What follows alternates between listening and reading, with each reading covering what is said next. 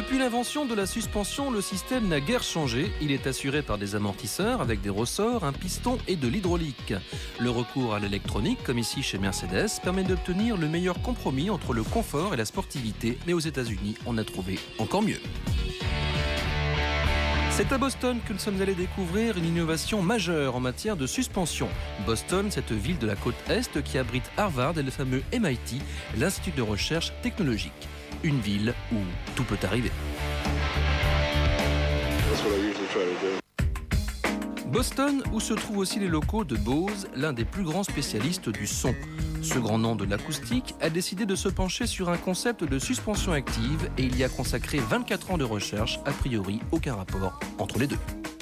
Il y a finalement un lien entre le son et la suspension. Regardez par exemple ce casque qui filtre les vibrations sonores.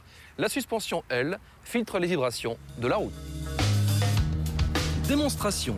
Comme vous pouvez le voir, cette voiture équipée reste remarquablement stable lors d'un freinage et elle passe comme un tapis volant sur les bosses.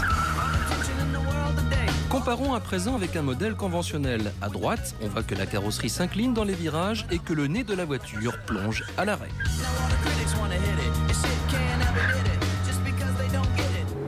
Autre comparaison utile avec une voiture de sport, la Porsche offre un amortissement moins souple mais fait ressentir plus durement le relief de la route. Le passage sur ces bosses avec les trois voitures fait clairement ressentir l'avantage de la suspension active. On peut constater également la différence quand la voiture tourne en rond sur un parking.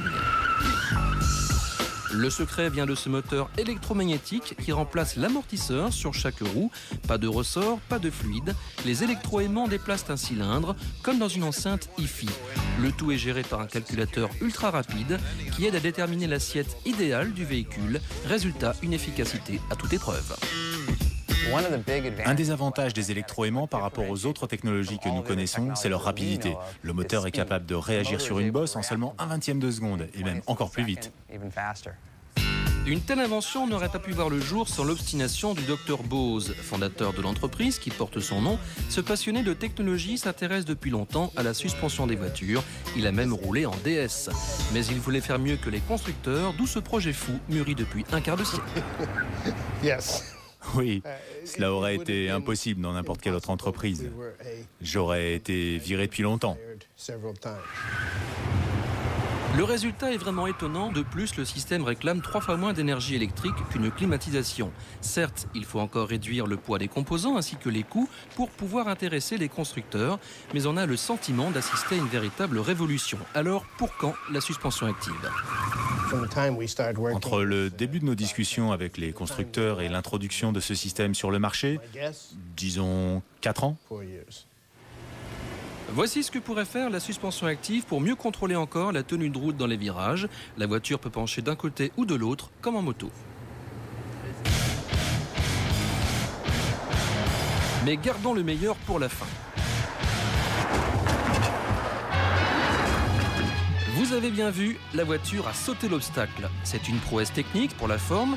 Pas question de proposer ce genre de prestation qui ferait pourtant fureur sur les parkings le samedi soir, mais avouez que c'est bluffant. J'espère que, comme nous, vous avez apprécié le spectacle.